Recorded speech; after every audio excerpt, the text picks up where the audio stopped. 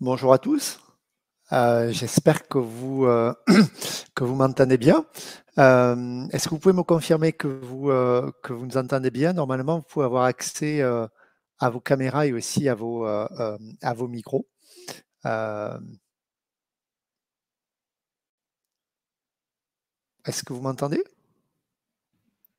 Oui, Valérie, sur le chat, on a répondu que c'était bon. On t'entend. A priori, c'est bon. Super, parfait, merci beaucoup. Eh ben, écoutez, on va démarrer. Alors, on est ensemble pour environ 1 heure. Comme vous l'avez vu, c'est sur le thème du business model, mais je laisserai Guillaume vous en parler plus avec les détails.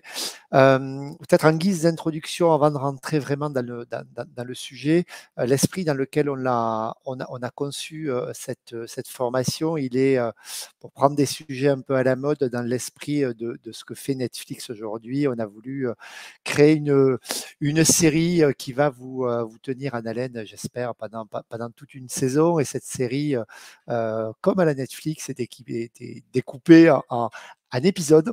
Et ces épisodes, on l'a voulu aussi comme la série, je reste dans l'esprit Netflix, Kaleidoscope. Je ne sais pas si vous avez vu cette mini-série extraordinaire. Le principe qui est le même que le nôtre, c'est que vous pouvez regarder les 8 épisodes dans l'ordre que vous voulez. Et ça va être le cas avec les différents webinaires qu'on va vous proposer. Vous pouvez les regarder dans l'ordre que vous voulez. Il n'y a pas de suite logique. Par contre, ils concourent tous à un seul et même objectif, c'est vous expliquer, vous montrer ce que vous pourriez vivre si demain vous nous rejoigniez à travers le programme dont on parlera un petit peu plus tard, qui est notre programme d'exécutif MBA dirigeant entrepreneur, puisque et pour rester dans l'univers du cinéma, on vous propose non pas de vous mettre dans la peau de John Malkovich, mais plutôt de vous mettre dans la peau d'un de nos participants à cette formation, dans l'exécutif MBA dirigeant entrepreneur, pour que vous viviez à la fois les sujets ou des extraits évidemment de sujets que vous pourriez découvrir dans notre formation, mais que vous puissiez aussi partager, discuter et voir quelles sont les modalités pédagogiques des différents experts qui nous aident à animer ce MBA. Dans les différents experts, donc, on va avoir aujourd'hui le plaisir d'accueillir Guillaume. Pour ma part, je suis Valérie, je suis le directeur des programmes management au sein d'IGS Formation Continue. Et donc, comme je vous disais, j'ai le plaisir d'animer ce webinaire avec Guillaume, que je laisse se présenter. Alors, bonjour à tous. Donc, je m'appelle Guillaume Ducré et je vais avoir le privilège, d'une certaine manière, de vous présenter ce premier webinaire sur la thématique du business model, outils de pilotage de la performance, outils d'amélioration continue et également outils d'innovation. Avant de démarrer, je vais me présenter rapidement. Donc, j'ai travaillé pendant une quinzaine d'années dans le domaine de la musique. Alors, ça tombe bien parce que la musique, comme vous le savez, c'est un domaine qui a été obligée de repenser son business model. D'ailleurs, elle ne l'a pas fait. Hein. J'ai travaillé dans des majeures compagnies qui se sont fait dépasser d'une certaine manière par les distributeurs de musique, Deezer, Spotify, etc. Ce qui est intéressant dans le monde de la musique, c'est que le modèle économique a radicalement changé. C'est-à-dire qu'entre le moment où on vendait des CD, on produisait des CD, on vendait des CD, et donc où les consommateurs achetaient des CD, et aujourd'hui où on va consommer non pas le produit en tant que tel, mais l'utilisation qu'on va en faire, on voit que le modèle économique a foncièrement changé et donc à travers ça, les organisations des entreprises qui travaillent dans le domaine de la production de phonographique et la distribution de phonogrammes a fortement été modifiée. Alors, parallèlement à ça, bien entendu, après mon période dans la musique, j'ai monté une société qui était une société qui fabriquait des produits de massage et distribuait des produits de massage. Et parallèlement à ça, donc j'interviens en école de management sur des problématiques notamment de business model, mais également de performance et de stratégie. Alors, je vous propose, on va attaquer cette présentation. Si jamais vous avez des questions qui arrivent en cours de présentation, surtout n'hésitez pas, vous pouvez très bien intervenir. Je pense que vous avez un micro que vous pouvez allumer pour poser une question, ou bien sinon, éventuellement, à travers le chat. Donc, je regarde le chat pour voir si jamais vous posez des questions. Donc, vous avez tout à fait la possibilité de m'interrompre de manière à ce que nous puissions interagir éventuellement si nécessaire. Alors, avant de démarrer et de parler du business model en tant que tel, je vous propose de reprendre un petit peu les fondamentaux en ce qui concerne le circuit économique et je vais vous présenter rapidement le circuit économique classique. dans cette optique de circuit économique classique, on a deux acteurs principaux qui sont les personnes qui vont créer l'entreprise dans un premier temps, l'actionnaire, donc qui va mettre de l'argent dans l'entreprise. Cet argent qui va être mis dans l'entreprise sera mis sous forme de fonds propres. Et puis, vous avez un autre acteur qui est important, bien entendu, c'est le créancier, en l'occurrence le banquier en général, qui va apporter de l'argent à l'entreprise sous la forme de dette. Cet argent va permettre, dans un premier temps, à l'entreprise d'acheter des investissements, donc d'acheter des immobilisations, du matériel de production, des usines, des machines, etc. Et grâce à cet apport, grâce à ce matériel de production, l'entreprise va pouvoir développer son activité et donc transformer des matières premières, de la matière grise, en des services ou des produits. L'objectif de l'entreprise, c'est de créer de la richesse, c'est ce qu'on voit ici. La richesse qui est créée par l'entreprise, elle a 4 vocations, on va dire.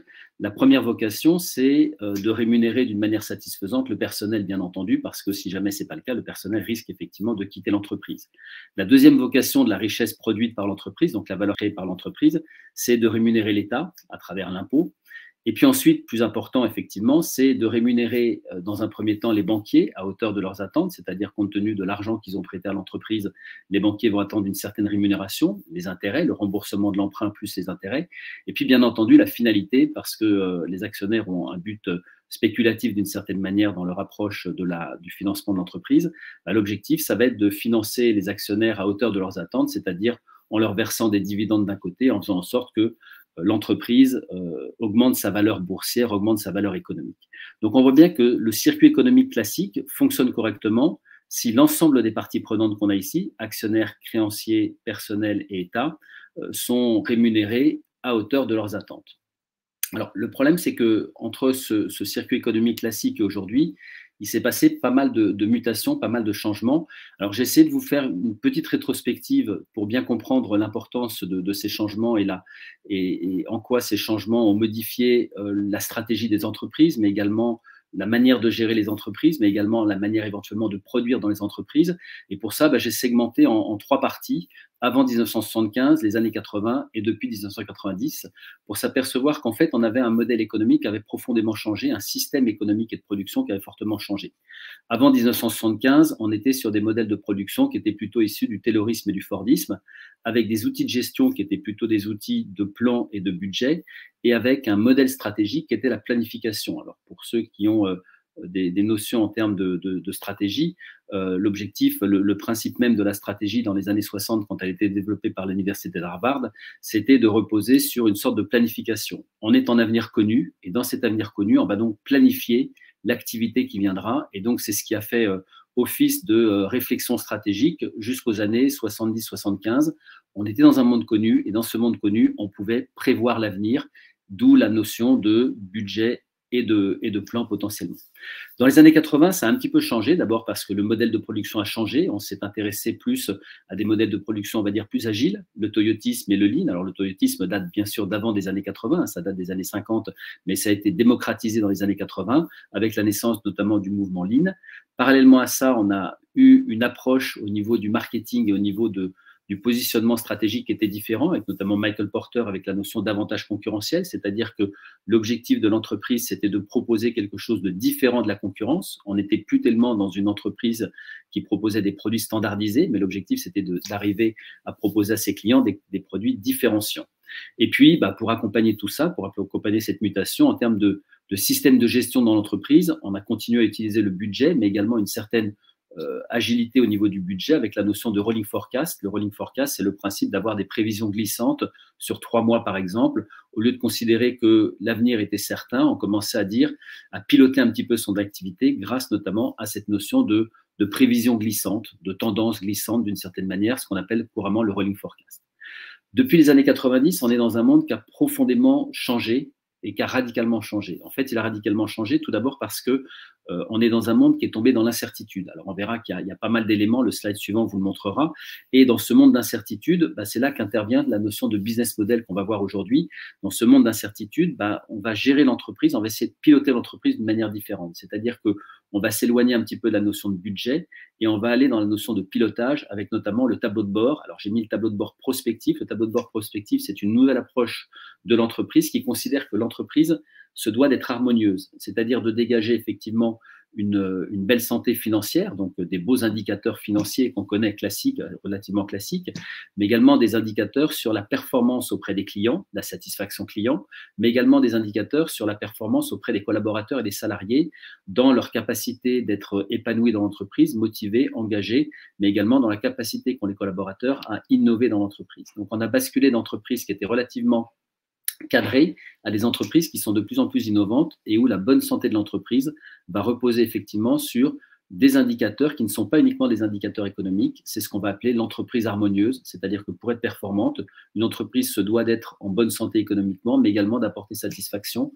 potentiellement à l'ensemble des parties prenantes, c'est-à-dire à l'ensemble des acteurs directs et indirects de l'entreprise, parmi lesquels on va retrouver bien entendu les salariés, les collaborateurs, mais également les fournisseurs, mais également les clients, mais également potentiellement l'ensemble de la société civile.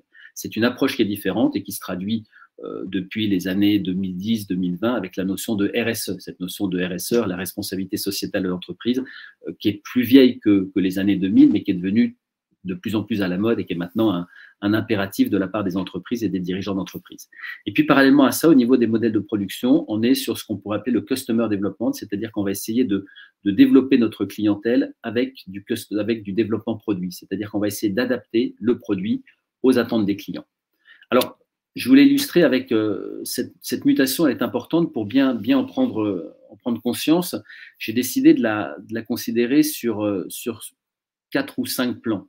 À la fin du XXe siècle, donc à partir des années 90, on a basculé dans un monde où la production n'est plus au cœur de l'activité, n'est plus au centre de l'entreprise. C'est-à-dire que la production n'est plus stratégique. Alors j'ai dit n'est plus, elle le redevient progressivement. Mais jusqu'aux années 2015, la production n'était plus au cœur des problématiques de l'entreprise. D'ailleurs, on a assisté à partir des années 80-90 à de plus en plus d'externalisation, de délocalisation. Deuxième élément, c'est une raison conjoncturelle. On est véritablement, avec notamment la mondialisation, sur une concurrence de plus en plus importante avec des acteurs qui peuvent venir de n'importe où potentiellement pour venir sur votre marché, rentrer sur votre marché et potentiellement détruire votre marché. Autre élément important, c'est la technologie. On est dans un monde qui va de plus en plus vite. Alors, Internet aide beaucoup à ça, mais également avec la notion de dématérialisation. L'exemple que j'ai vécu dans le disque est très intéressant. Quand j'ai travaillé dans le disque, on vendait des CD. Aujourd'hui, on ne vend plus de CD.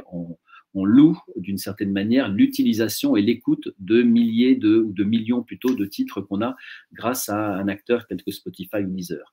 Et si on pousse un petit peu, on va s'apercevoir que dans quelques années, pourquoi ne pas imaginer que quand vous achèterez un vase sur une marketplace du style Amazon, vous recevrez un fichier et qu'avec votre imprimante 3D, vous imprimerez ce vase de manière à obtenir le produit physique dans sa matérialisation.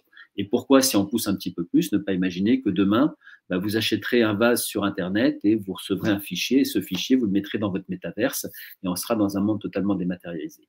Alors, on est loin de ça, entre guillemets, j'espère que ça n'arrivera pas sous cette forme-là, mais c'est vrai qu'on est quand même dans un monde de dématérialisation qu'on voit avec tous les produits culturels, que ce soit la vidéo dont Valérie parlait avec Netflix, que ce soit les éléments audio avec le disque, que ce soit les jeux vidéo, que ce soit les logiciels, etc.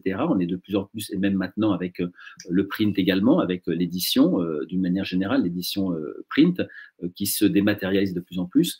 Et donc, tous ces éléments font qu'on est dans un monde en profonde mutation et que dans ce monde en profonde mutation, l'entreprise doit faire face effectivement en se réinventant d'une certaine manière, c'est-à-dire que les entreprises classiques doivent se réinventer parce que sinon elles risquent d'être concurrencées par des entreprises, ce que je vous mets en dessous, plus innovantes, plus réactives, plus en face avec le marché.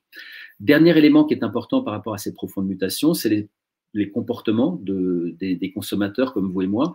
Les consommateurs ne consomment plus comme avant. Avant, les consommateurs avaient une consommation qui était relativement classique, on va dire, relativement prévisible. Aujourd'hui, on est sur des modes de consommation qui sont relativement imprévisibles et aussi des modes de consommation qui sont sensibles à des éléments auxquels nous, nos parents, nos grands-parents n'étaient pas forcément sensibles.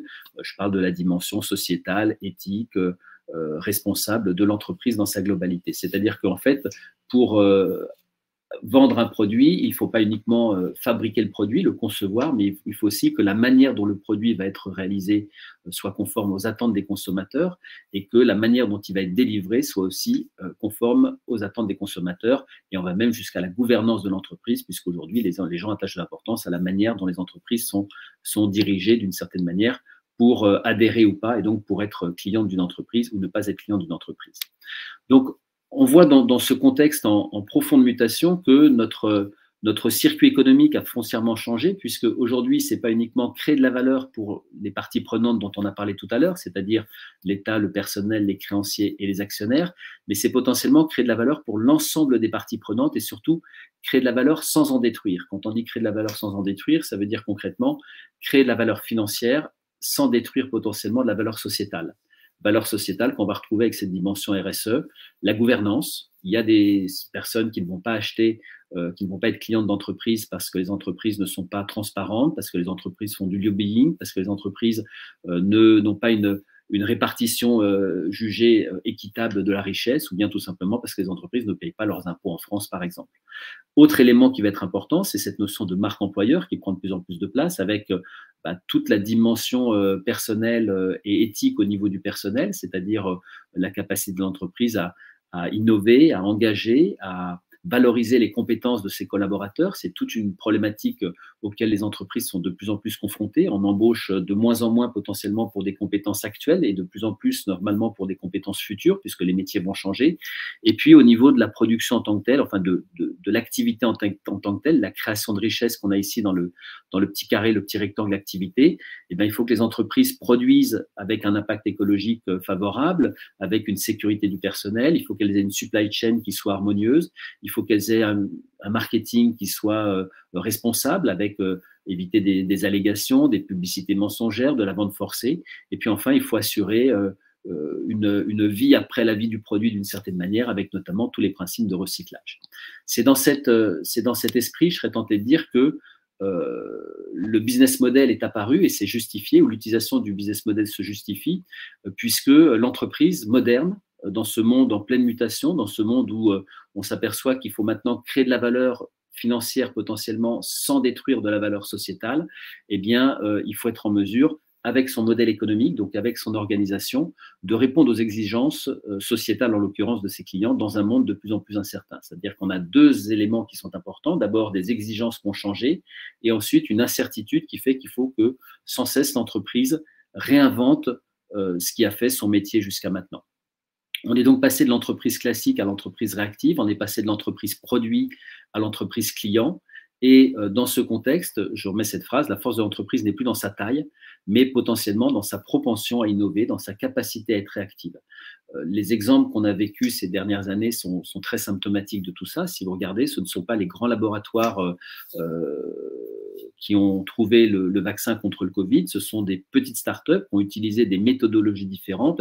Et si vous regardez, en fait, ce monde d'incertitude, il se caractérise avec systématiquement l'entrée sur le marché d'acteurs qui viennent détruire le marché existant potentiellement ou le changer radicalement, ce qui fait que les acteurs classiques, les entreprises classiques, si elles ne veulent pas disparaître, elles doivent se réadapter, elles doivent potentiellement faire preuve d'une certaine réactivité ou d'une certaine proactivité, c'est-à-dire réinventer potentiellement leur business model.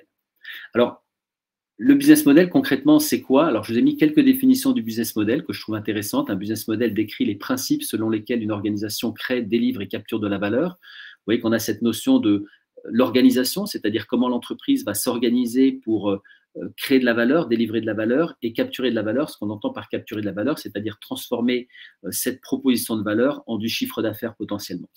On voit qu'on parle beaucoup de valeur. Derrière la notion de valeur, il y a toujours plusieurs notions. Il peut y avoir la valeur, bien entendu, la valeur financière, hein, qui est la valeur qu'on utilise habituellement, mais vous avez également la valeur sociétale dont on a parlé tout à l'heure, mais vous avez éventuellement aussi une valeur stratégique. Hein. Vous avez des entreprises qui vont décider de créer de la valeur stratégique, c'est-à-dire une valeur qui est dénuée d'une certaine cohérence financière, mais parce que l'entreprise a besoin de créer cette valeur stratégique pour se pérenniser et pour être de plus en plus puissante sur son marché.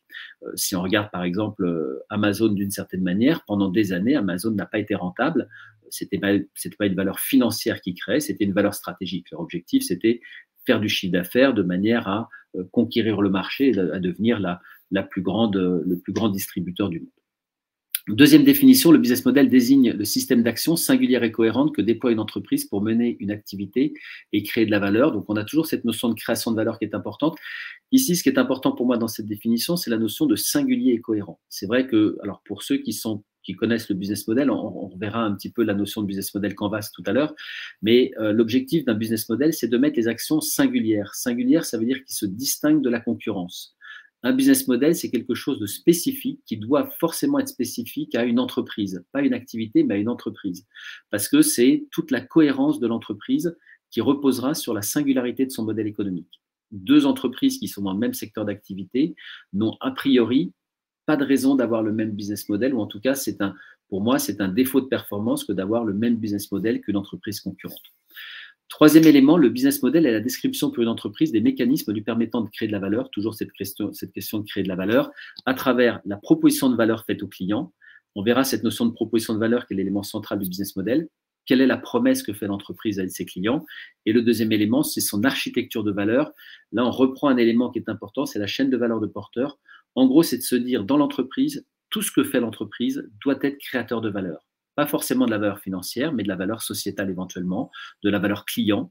L'intérêt, c'est que rien ne doit être du gaspillage. C'est pour ça que le business model, par exemple, est assez influencé par la notion de toyotisme. C'est né dans les années 2010, le business model dans sa nouvelle version, très inspiré des mouvements Lean, du Customer Development, mais également de cette notion de lutter contre le gaspillage.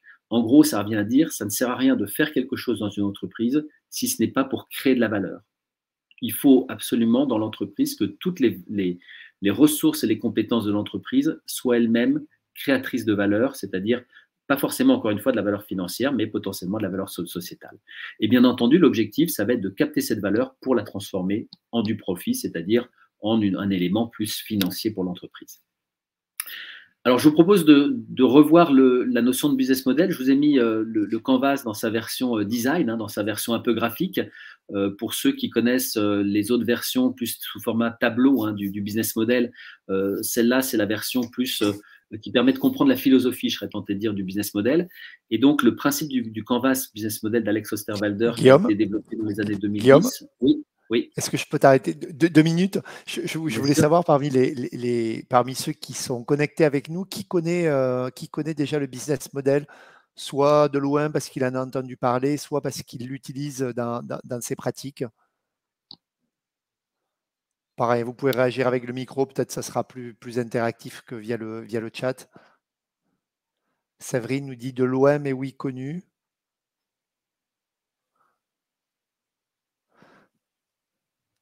Pour les autres, vous avez des notions ou est-ce qu'on a la chance peut-être d'avoir un expert parmi nous? Connu, utilisé, très bien. Connu, utilisé, donc pour Marie-Dominique, parfait. Betty aussi, connu, utilisé. Super. D'accord. Donc ça commence à se découvrir un petit peu. C'était pour te mettre un peu de pression, Guillaume. Comme déjà entendu parler, des experts.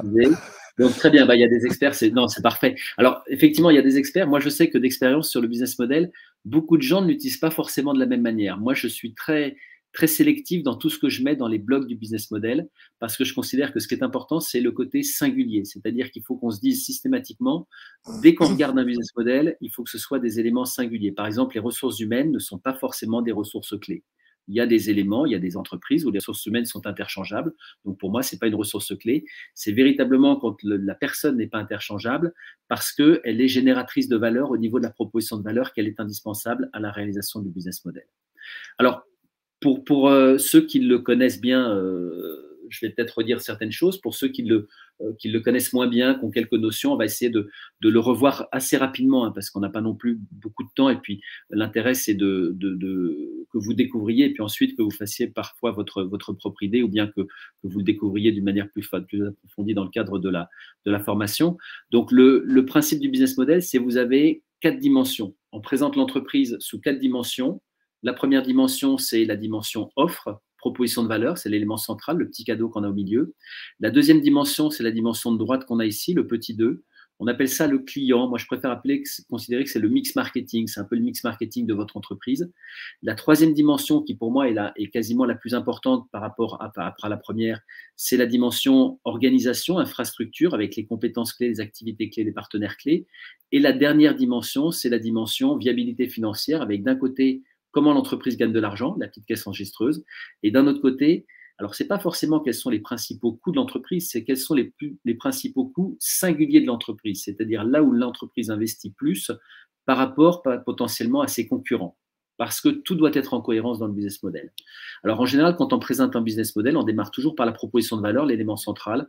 Quelle est la promesse que vous faites à vos clients? La promesse que vous faites à vos clients, par exemple, si on prend l'exemple d'Amazon, qui est un très bon exemple de compréhension du business model, Amazon, la promesse d'Amazon, ça va tenir en quelques mots.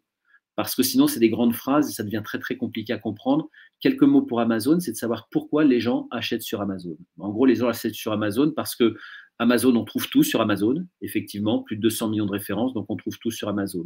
Le deuxième élément, c'est que vous achetez en toute tranquillité. Tranquillité parce que le paiement est sécurisé.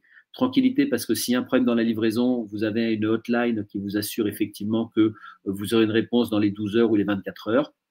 Tranquillité parce que si le produit ne convient pas, vous pouvez le retourner. Tranquillité parce que si le produit n'arrive pas, vous serez remboursé, etc., etc. Donc, c'est un achat en toute tranquillité. On trouve tout, on achète en toute tranquillité. Et on va dire que le dernier élément, ça peut être à un prix moins cher, puisque comme vous avez une multitude de vendeurs qui vendent les mêmes produits à une multitude de clients, bah celui qui veut vendre a intérêt à s'aligner sur le prix le plus bas. Donc, ce sera la promesse d'Amazon. Vous voyez, ça tient en 3-4 mots, ce qu'on peut appeler des mantras. On trouve tout, en toute tranquillité et au prix le plus attractif. Et l'objectif du business model, c'est que toute l'organisation de votre entreprise, c'est-à-dire tout ce qui est autour, les blocs 2 et les blocs 3, vont permettre d'atteindre cette proposition de valeur et potentiellement de la renforcer. C'est-à-dire que tout ce que va faire, par exemple, Amazon, si jamais on prend le cas d'Amazon, doit être fait de manière à accentuer encore plus cette proposition de valeur. D'ailleurs, si vous regardez, par exemple, le petit cœur, on ne va pas décrire l'ensemble du business model, mais le petit cœur qui est ici, c'est-à-dire le lien affectif qu'entretient l'entreprise avec le client, ce qu'on appelle la relation client, mais je préfère parler de lien affectif. Bah, au niveau d'Amazon, ça va être le service après-vente. Amazon a un service après-vente qui est très performant. Vous avez le moindre problème sur une commande, vous avez une réponse. Vous avez le Black Friday, toutes les animations qui sont faites, le programme Prime. Tous ces éléments vont permettre d'atteindre la proposition de valeur potentiellement et de la renforcer. C'est-à-dire que tout ce que fait Amazon dans sa relation client n'a qu'un seul objectif, c'est de renforcer cette proposition de valeur. On trouve tout sur Amazon en toute tranquillité et le moins cher possible. Si vous regardez un autre bloc d'Amazon, par exemple, on va prendre ici les ressources clés. Donc, les ressources clés, ce sont des éléments matériels, immatériels, financiers ou humains dont dispose Amazon. Bah, pour moi, le principal élément d'Amazon, ça va être, alors il y en a, enfin, les principaux, ça va être leur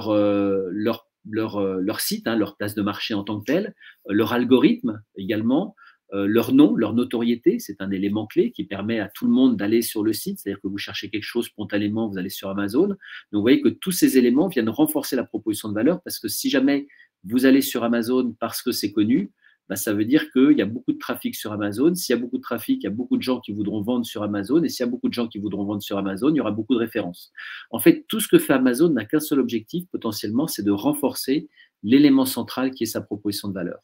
Au niveau des activités clés d'Amazon, par exemple, ça peut être la logistique. Vous voyez que la logistique va renforcer. Amazon dépense beaucoup en logistique. Pourquoi? Tout simplement pour renforcer la promesse qu'ils font aux clients. Et puis, il y a deux autres éléments qui sont importants, à mon avis, dans les activités clés d'Amazon. C'est d'une part le référencement. Amazon dépense beaucoup d'argent pour être très bien référencé. Pourquoi? Tout simplement parce que mieux ils seront référencés, plus il y aura de trafic sur le site. Plus il y a de trafic sur le site, plus il y a de gens qui veulent vendre. Et plus il y a de gens qui veulent vendre, plus il y a de produits. Et puis, le dernier élément, peut-être dans les éléments clés d'Amazon, aujourd'hui, c'est le marketing. Alors, c'est assez étonnant parce que pendant des années, Amazon n'a pas marketé. Amazon market maintenant. Donc, bientôt, si ça se trouve, dans la proposition de valeur. Alors, ils marketent pas n'importe comment. Ils marketent, avec une dimension RSE. C'est-à-dire qu'ils expliquent que le cariste qui avait 50 ans, qui était au chômage, il a été embauché par Amazon et grâce à ça, il s'est réintégré, etc. Et maintenant, il a une vie sociale, etc., etc. Amazon essaye, à travers son marketing, de se racheter d'une certaine manière une bonne conduite au niveau de la gouvernance, la transparence, la fiscalité, et au niveau de c'est une entreprise inclusive qui accepte tout le monde et toutes les différences, et c'était ce sur quoi ils étaient pas mal attaqués. Et puis Amazon prône aussi le Made in France, par exemple, le circuit court, donc vous voyez de plus en plus de publicités qui sont là-dessus. Tout ça, ça veut dire que bientôt, potentiellement, le business model d'Amazon va changer et la proposition d'Amazon va changer. C'est-à-dire que si ça se trouve, dans quelques mois ou dans quelques années, on aura Amazon, c'est une entreprise responsable. Pourquoi? Parce que le business model doit être sans cesse réinventé. à titre anecdotique ou pas, hein, Amazon est en train de changer toute sa flotte aux États-Unis pour acheter que les camions électriques, par exemple. Donc, vous voyez, quand ils sont en train de rentrer dans cette dimension, et le modèle économique, vous voyez, innover à travers son modèle économique, on le retrouve à travers notamment ces éléments-là. Bon, dernier élément important, ça va être les partenaires clés. Les partenaires clés, c'est des gens, des entreprises avec lesquelles vous travaillez qui vous permettent d'atteindre votre proposition de valeur, votre promesse. Tout ce qui est la chaîne logistique, hein, tous les sous-traitants logistiques d'Amazon sont des partenaires clés. Amazon Web Services, hein, une des filiales d'Amazon qui assure le stockage de données dans le nuage informatique en toute sécurité, est également un partenaire clé. Et vous voyez bien que ces partenaires viennent aussi renforcer la proposition de valeur actuelle d'Amazon, c'est-à-dire acheter en toute tranquillité, puisque si vos données sont sécurisées, il n'y a pas de souci. Si la livraison se passe bien, il n'y a pas de souci. Vous voyez qu'on est sur un business model vertueux. Alors, vous voyez l'approche du business model, en fait, c'est pour ça que je dis il faut mettre les actions singulières et cohérentes parce qu'il n'y a pas de place pour le superflu. Le business model, c'est véritablement tout ce que fait l'entreprise doit permettre de renforcer, d'atteindre et de renforcer potentiellement la proposition de valeur. Et on a vu que le business model est quelque chose d'évolutif. Alors, dans la présentation, j'ai choisi cette présentation juste parce que c'est comme un puzzle. Tous les éléments, tous les blocs de l'entreprise, les 9 blocs de l'entreprise s'imbriquent de manière à être signe de performance. C'est véritablement ça qui a été recherché par Alex Osterwalder quand il a travaillé sur cette représentation design du business model.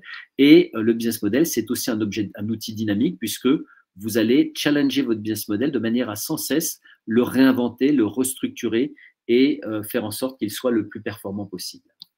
Alors, comment travailler sur justement cette manière de réinventer son business model? En fait, concrètement, on peut travailler sur 4 blocs, ce qu'on appelle les épicentres. Alors, les épicentres, hein, c'est les différents blocs de votre business model et on peut potentiellement jouer sur 4 épicentres d'une manière classique. Soit on joue sur la proposition de valeur, soit on joue sur la segmentation client, soit on joue sur les ressources clés et soit on joue sur la manière dont l'entreprise va générer de la valeur, donc la manière dont elle va transformer sa proposition de valeur en du chiffre d'affaires ou bien sur la structure des coûts. Alors, ce qui est assez intéressant, c'est que quand on commence à toucher à un de ces épicentres, on s'aperçoit que l'ensemble du business model va changer par la suite et c'est toute l'organisation de l'entreprise qui va changer. Alors, il y a beaucoup d'exemples. Malheureusement, on n'a pas forcément le temps de tout voir. Je vous propose de voir un exemple que je trouve assez intéressant parce qu'il est assez symptomatique d'une entreprise qui s'est totalement réinventée avec un produit. C'est la petite histoire de Michelin avec sa solution Fleet Service. En 2000, Michelin découvre une nouvelle gamme de pneus qui sont entre guillemets un peu révolutionnaires parce que ces pneus permettent notamment, alors sont beaucoup plus résistants, première chose, et en plus de ça, ils permettent de réduire significativement la consommation de gasoil des camions. C'était donc des pneus qui étaient destinés aux sociétés de transport, aux grandes sociétés de transport. Le problème auquel a été confronté Michelin, c'est que ils n'ont pas réussi à le vendre, leurs pneus. Pourquoi ils n'ont pas réussi à le vendre? Parce qu'il était beaucoup trop cher. Il était beaucoup plus cher que le pneu standard qui équipait les camions à l'époque. Et les camions, les sociétés de transport ont dit, non, nous, on n'a aucune raison de payer ça plus cher, ça ne nous intéresse pas. Ça va nous faire un trou dans notre trésorerie, ça va entamer notre rentabilité avec des économies supposées, on verra, etc. Donc, ça ne nous intéresse pas. Donc, Michelin a été confronté à un vrai problème. Qu'est-ce qu'ils ont fait? Ils ont revu, vous savez, le bloc génération de valeur, la manière dont l'entreprise gagne de l'argent. Et plutôt que de vendre le pneu, ils ont dit, il n'y a pas de souci, on va vous louer le pneu et on va gagner de l'argent au kilomètre. C'est-à-dire qu'on va vous louer le pneu et vous allez payer en fonction du nombre de kilomètres que vous allez parcourir. Et Michelin, donc, a inventé une solution, c'est le Michelin Fleet Solution. Et dans cette offre, ils ont complètement transformé, en fait, avec ce changement de proposition de valeur, ce changement, de génération de valeur, ce changement de manière de gagner de l'argent, ils ont complètement réinventé leur modèle économique. Puisqu'ils se sont mis à ne plus vendre du pneu, mais à louer du pneu. Comme ils se sont mis à louer du pneu, qui avait une promesse d'une certaine manière auprès des clients, ils ont en même temps assuré un service, c'est ce que je vous mets ici, externaliser la gestion des pneumatiques de votre flotte, nous nous occupons de tout pour vous, et potentiellement on s'occupe de tout pour vous, ça veut dire qu'on va s'occuper de l'entretien du pneu. Quand le pneu va devenir un petit peu moins bien, un peu abîmé, on va le rechapper. Quand le pneu va tomber en panne, on va vous en proposer un nouveau. Ça, c'est le principe même de la location, un peu sous le système du leasing. Et puis, on va essayer d'optimiser également, c'est-à-dire qu'on va essayer de vous accompagner pour justement que vous puissiez faire des économies. C'est-à-dire qu'on va travailler sur la conduite, on va vous donner des cours de conduite, on va donner des cours de conduite à vos transporteurs, à vos routiers, de manière à ce qu'ils roulent mieux, de manière à moins abîmer les pneus et de manière à moins consommer. On va également mettre des indicateurs qui vont permettre de suivre la consommation de manière à ce que vous améliorez votre consommation. Et en fait, on se retrouve avec une proposition de valeur qui est totalement différente, puisque la valeur n'est plus dans l'objet vendu, le pneu en l'occurrence, mais dans le service vendu par l'objet, fourni par l'objet. Et là, ce qui est intéressant, c'est qu'on s'aperçoit que Michelin, avec ce pneu, obtient un avantage concurrentiel puisqu'il arrive avec une entreprise qui est totalement différente, qui répond à un réel besoin, puisque grâce à ça, Michelin rentre dans une solution de service, une offre clé en main. Et ce qui est aussi intéressant, c'est de voir dans quelle mesure Michelin a complètement réinventé son modèle économique. C'est-à-dire que là où Michelin produisait, maintenant Michelin s'est transformé en un rechapeur de pneus. Ça veut dire que là où il y avait des usines, alors il y a toujours des usines Michelin, mais il y en a moins parce qu'il y a besoin de moins produire de pneus, parce que maintenant il y a surtout besoin de personnes qui vont rechaper les pneus, c'est-à-dire qui vont entretenir les pneus. Donc Michelin a développé, alors pour l'instant en partenariat avec je ne sais plus quelle société, je suis désolé, je ne me souviens plus, mais pour justement faire tout ce travail de rechapage avec des agences de proximité qui viennent rechaper les pneus chez les transporteurs. Michelin maintenant propose des formations d'éco-conduite. Michelin a également embauché des experts en analyse de consommation de fuel de manière à disposer d'informations et à améliorer la consommation des transporteurs.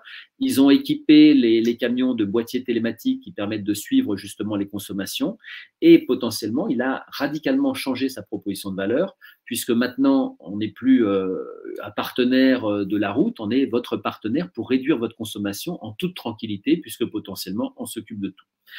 Ce qui est très intéressant de mon point de vue sur ce nouveau modèle économique, d'abord, c'est que l'architecture, l'organisation de l'entreprise qu'on va matérialiser, nous, avec le business model de Michelin, a radicalement changé avec cette offre. Les compétences ne sont pas les mêmes, les ressources ne sont pas les mêmes, l'activité n'est pas la même, l'organisation n'est pas la même, la relation client a changé, la proposition de valeur elle-même a changé.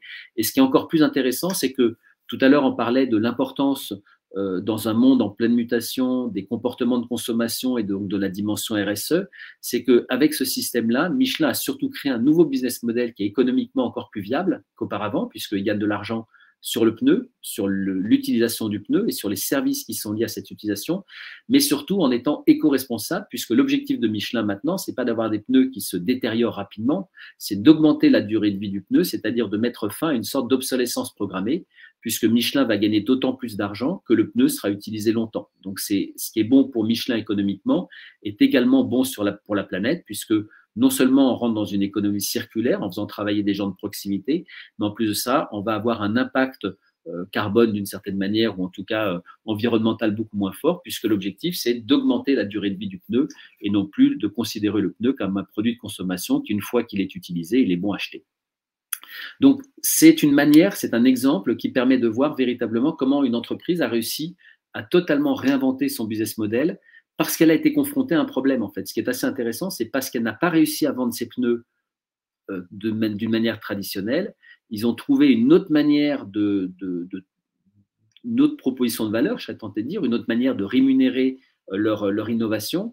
Et cette nouvelle manière de rémunérer l'innovation a permis effectivement de créer de la valeur de plein de manières différentes, de créer un nouveau service pour le client et de se démarquer de la concurrence tout en ayant une dimension, on va dire, éco-responsable ou RSE. Alors, pour terminer, bon, malheureusement, on n'a pas forcément le temps de voir trop d'exemples là-dessus, mais il y en a beaucoup qui permettent de voir comment repenser son business model à travers les différents épicentres. Ça peut être les ressources clés, comme on l'a vu, la génération de valeur, la proposition de valeur ou les clients. Je termine juste sur un exemple que je trouve assez intéressant avec l'exemple de la pandémie. On l'a tous vécu d'une manière plus ou moins brutale ou plus ou moins performante, on va dire. Je vous ai mis deux graphiques avec deux entreprises qui ont vécu la pandémie de manière radicalement différente. Vous avez certaines entreprises qui, avec la crise du Covid, se sont retrouvées avec l'obligation d'une certaine manière de fermer en se disant on a l'habitude de recevoir des clients, par exemple. On va prendre le cas de la restauration. Vous avez un restaurant qui dit il y a la pandémie, qu'est-ce que je fais? Je ferme mon restaurant parce que mon restaurant, il fait des repas le midi et le soir pour des gens qui viennent déjeuner ou dîner dans mon restaurant. Donc, il y a des tables, etc. Comme plus personne ne sort, mon activité s'arrête. Et puis, quand pendant la période post-Covid, quand l'activité reprend, je reprends mon activité et je reprends mon activité à son niveau normal. C'est ce que l'on appelle, d'une certaine manière, une activité en forme de V, c'est-à-dire que quand il y a un événement qui est négatif, je m'arrête et puis je reprends et je reviens à l'équilibre précédent. Et puis, pendant la même période, il y a des entreprises qui ont eu une attitude complètement différente, c'est-à-dire qu'elles ont baissé leur activité, comme les autres, mais elles se sont posées des questions, c'est-à-dire qu'elles ont réinventé potentiellement leur business model et elles n'ont pas attendu la fin de la pandémie pour reprendre, elles ont repris potentiellement avant et elles ont fait une forme Y, on va dire, au niveau de leur activité. Et qu'est-ce qu'elles ont fait? Elles ont repensé leur modèle économique, c'est-à-dire qu'elles se sont dit, j'ai des compétences clés, j'ai des ressources clés, c'est dommage de ne pas les utiliser, comment est-ce que je peux faire pour les utiliser? Et je recrée une activité par rapport à ça. Si on prend l'exemple de la restauration, il est assez intéressant, assez symptomatique. On a vu des restaurants qui ont fermé pendant la pandémie, d'autres restaurants qui se sont arrêtés, qui ont changé leur modèle économique, qui se sont dit, c'est pas grave, on va faire de la livraison. Ils ont transformé leur cuisine en une sorte de laboratoire qui permettait de sortir un maximum de plats. Ils ont pris des accords avec Uber Eats ou autres distributeurs, autres livreurs, et ils ont redémarré leur activité en pleine pandémie. Ils ont réinventé leur modèle économique. À un tel point d'ailleurs que vous avez même des créateurs d'entreprises, des entrepreneurs qui ont profité de la pandémie pour créer leur modèle économique de restauration. Je pense aux Dark Kitchen, aux Ghost Kitchen, qui ont explosé pendant la période de pandémie parce qu'il y a une analyse de la situation qui dit, par rapport à une situation de blocage, j'ai deux manières de faire. Soit j'attends que ça change, j'attends que ça passe, soit je suis proactif et réactif et j'analyse et je modifie mon modèle économique et je joue sur mes compétences et mes forces. Alors, je vous propose de vous laisser la parole maintenant, si vous le souhaitez, pour si vous avez des questions par rapport au business model, par rapport au fait de réinventer son business model. Je termine juste avec un slide avec quelques exemples d'entreprises qui ont réinventé leur business model. United Color de Benetton, par exemple, avec le fait d'avoir réinventé son modèle économique au niveau de la production.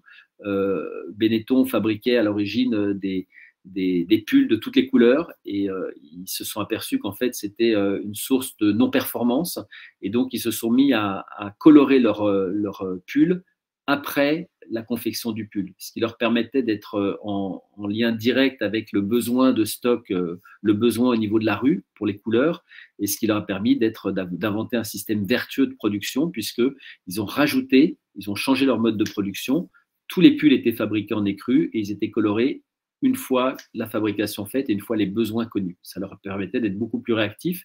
Et d'ailleurs, c'est d'une certaine manière ce qui leur a permis d'avoir ce slogan United Color. Je vous ai mis par exemple Intermarché, je trouve ça assez intéressant comment Intermarché a changé son slogan, sa proposition de valeur, sa promesse. Intermarché avant c'était les mousquetaires de la distribution et aujourd'hui Intermarché c'est producteurs commerçants. Effectivement Intermarché ils sont producteurs donc ils mettent en avant leurs ressources et leurs compétences en tant que producteurs. Intermarché c'est la Scapèche, la plus grande flotte de France et vous voyez qu'on a abandonné le côté distributeur pour rentrer dans le côté commerçant. Commerçant, c'est la proximité. Et donc, Intermarché va utiliser ses forces et ses compétences, ses ressources et ses compétences pour créer de la valeur. Alors là, c'est plus de la valeur marketing. C'est une manière de présenter leur offre. Autre exemple, Ikea, qui est maintenant producteur de bois, ou bien Jean-Claude Decaux, qui a réinventé le modèle économique du mobilier urbain. Enfin, beaucoup d'exemples d'entreprises, de grosses entreprises, ça ne concerne pas que les petites entreprises, mais de grosses entreprises qui ont réussi à potentiellement réinventer leur business model, soit parce qu'elles ont été confrontées à des problématiques stratégiques, soit tout simplement parce qu'elles se disent que les clients changent et donc il faut s'adapter et qu'il faut être proactif et réactif par rapport à des éléments. Je ne sais pas si vous avez des questions par rapport à ce qu'on a vu. Alors, soit sur le chat, soit directement avec le micro. De la même façon, bien sûr, on accueille maintenant toutes vos questions, c'est la partie plutôt échange. Si je reviens sur ce slide-là, je suis aussi intéressé pour savoir où est-ce que vous vous situez, en tout cas pour ceux qui travaillent dans une organisation et qui ne sont peut-être pas à leur compte. Est-ce que l'entreprise dans laquelle vous êtes aujourd'hui, dans sa version post-Covid, a plutôt connu une reprise en V ou plutôt s'est réinventé et vous la voyez adopter une forme en Y? On vous laisse réagir, soit à travers vos questions, soit bien sûr, soit à travers la réponse à la question que je vous ai posée. Est-ce que vous êtes aujourd'hui plutôt en V ou enfin votre organisation est plutôt en V? On revient comme avant ou on a profité de cette crise pour se réinventer? C'est à vous.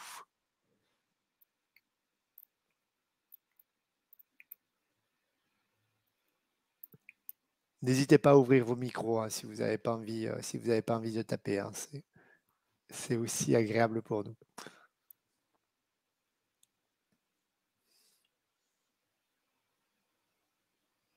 Alors du coup, on vous laisse quelques instants. On voit que certains sont en train de taper leur message.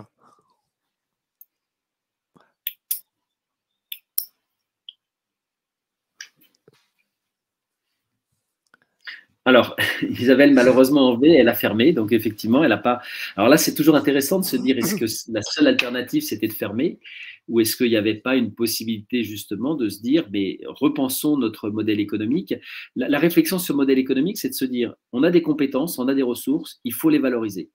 Il y a énormément d'exemples d'entreprises qui, pendant le Covid, hein, mais pas que, hein, ont repensé leur modèle économique en se disant mais c'est dommage, on n'exploite pas bien nos ressources et nos compétences, on devrait potentiellement développer une nouvelle activité parce qu'on dispose de quelque chose. Tout à l'heure, je vous ai parlé rapidement d'AWS, hein, Amazon Web Services, mais Amazon Web Services, c'est véritablement une entreprise qui a été créée sur la base du business model, des ressources et des compétences. Amazon, dans les années 2000, pour sa place de marché, a été obligé d'acheter des serveurs, de développer tout ce qui est sécurisation de données, sécurisation et stockage de données dans le nuage informatique. Donc, ils sont devenus experts du cloud pour, pour leur activité de place de marché. Hein. C'est vraiment pour ça. Donc, ils ont embauché plein de spécialistes dans le cloud, plein de spécialistes de la cybersécurité, etc. Et donc, ils sont devenus effectivement une place de marché très sûre. Et plutôt que de garder cette compétence en interne, qu'est-ce qu'ils ont fait dans les années 2000? Ils se sont dit, on va créer une société parce que maintenant, on a acquis cette expérience, cette expertise, et on a les ressources nécessaires. On va créer une société qu'on a appelée AWS, Amazon Web Services, et qui a proposé du stockage de données dans le nuage informatique pour les grandes entreprises. Donc, vous voyez que c'est véritablement de se dire, on a des ressources et des compétences, c'est dommage de ne pas les exploiter, et donc on va les utiliser pour soit développer une nouvelle activité, soit tout simplement créer une nouvelle entreprise. Alors, je vois que Nelly met plutôt en Y avec des nouvelles modalités, avec le distanciel, le télétravail généralisé. Alors, le télétravail, c'est une nouvelle organisation. Maintenant, ce qui est aussi intéressant, c'est de voir comment on peut créer de la valeur. Toujours de se dire créer de la valeur. Le télétravail peut créer de la valeur sociétale. Parce que je pense que certaines personnes apprécient beaucoup le télétravail. Ça permet effectivement d'avoir plus de temps, de mieux s'organiser, tout ce qu'on veut. Donc, effectivement, on crée de la valeur sociétale. Dans beaucoup d'entreprises, il y a de la valeur sociétale qui a été créée avec le télétravail. Marie-Dominique, plutôt Y avec le passage du présentiel en distanciel en formation, donc tout à fait. Alors là, c'est intéressant, effectivement. Il y a des sociétés qui jusqu'à maintenant, enfin, il y a des organismes de formation qui jusqu'à maintenant ne faisaient que du présentiel, qui ont été, alors il y en a qui ont fermé, qui ont dit bah, pendant la période Covid, on arrête parce qu'on ne sait pas comment faire. Et il y en a d'autres, effectivement, qui sont tout de suite passés en distanciel, hein, parce qu'elles avaient déjà les outils, l'expérience, etc. Et elles ont basculé effectivement en distanciel, avec certaines qui sont même très très en avance, puisque certaines ont réussi à intégrer des notions un petit peu plus technologiques par rapport à des formations en distanciel. Donc effectivement, c'est vrai que c'est une nouvelle proposition de valeur. Et on voit que c'est assez intéressant, hein, si vous regardez le modèle économique d'une entreprise, d'un organisme de formation qui ne fait que du distanciel, est très très différent du modèle économique d'une entreprise qui fait du présentiel. Hein. On n'est pas du tout sur les mêmes modèles économiques et pas du tout, quand je dis modèle économique, c'est l'organisation, mais ça va se traduire par un compte d'exploitation qui est très très différent. Regardez l'exemple d'un compte d'exploitation d'un journal gratuit et d'un journal payant. Hein. C'est pas du tout la même chose. On n'a pas du tout le même business model. Pourtant, dans les deux cas, c'est du prix, enfin, c'est du journal. Le journal payant, il va dépenser beaucoup plus d'argent dans ses activités clés, ses ressources clés. On sera beaucoup plus sur toute l'équipe rédactionnelle, les journalistes, etc. Dans le journal gratuit, cette activité, elle est faite par des stagiaires qui vont reprendre des dépêches. Et ce qui va être important, c'est la diffusion du journal, donc tout ce qui est logistique, diffusion, pour être présent le plus possible, de manière à générer le plus possible de revenus grâce à la publicité. Donc, vous voyez qu'on est sur ce qui est intéressant, c'est que le business model doit être cohérent. C'est-à-dire que la manière dont fonctionne votre organisation doit effectivement être cohérente pour potentiellement créer de la valeur à tous les niveaux.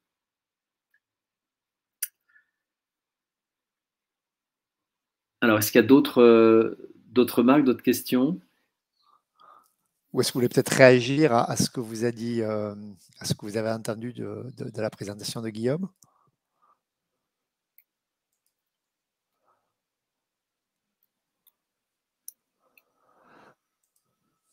Peut-être juste en attendant, du coup, je profite de votre réflexion pour vous parler du MBA dirigeant. N'hésitez pas à poser des questions, je m'arrêterai au fur et à mesure. Merci Séverine.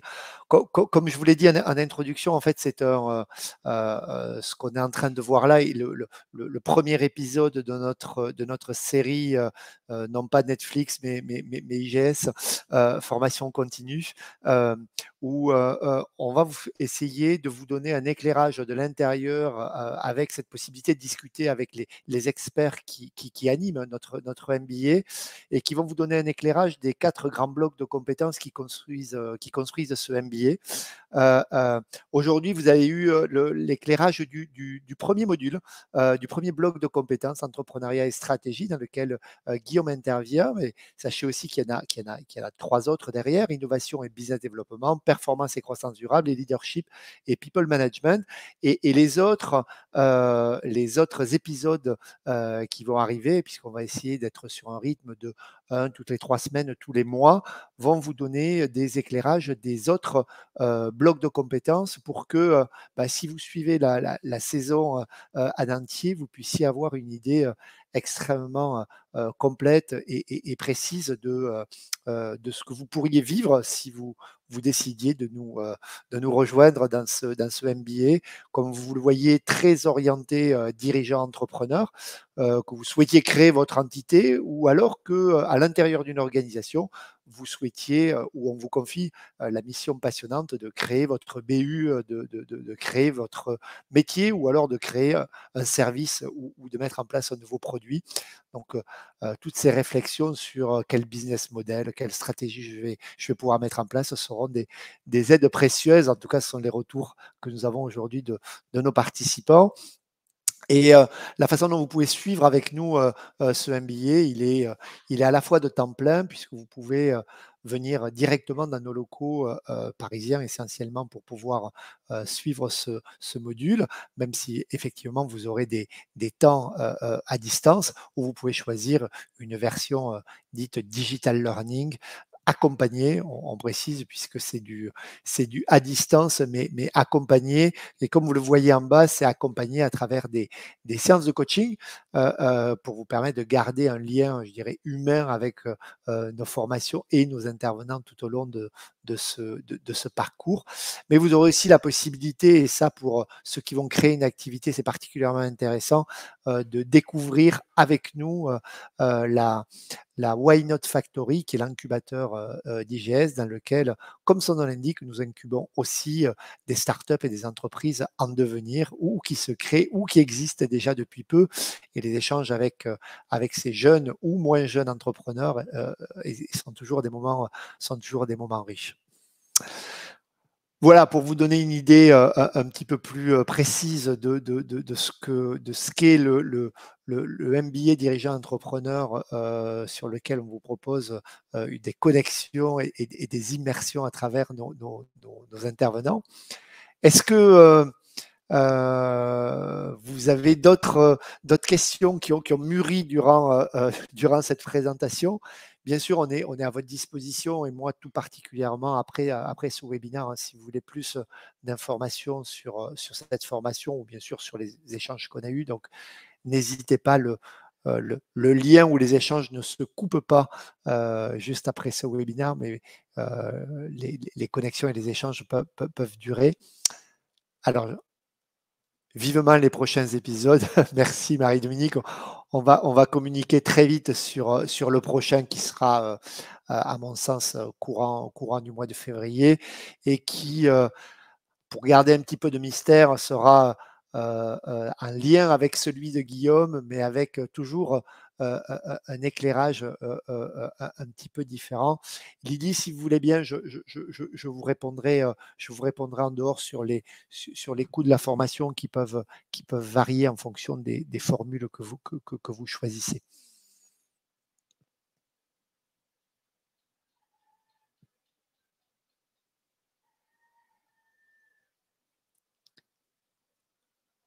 Eh bien, écoutez, j'attends quelques instants. Séverine est en train de taper.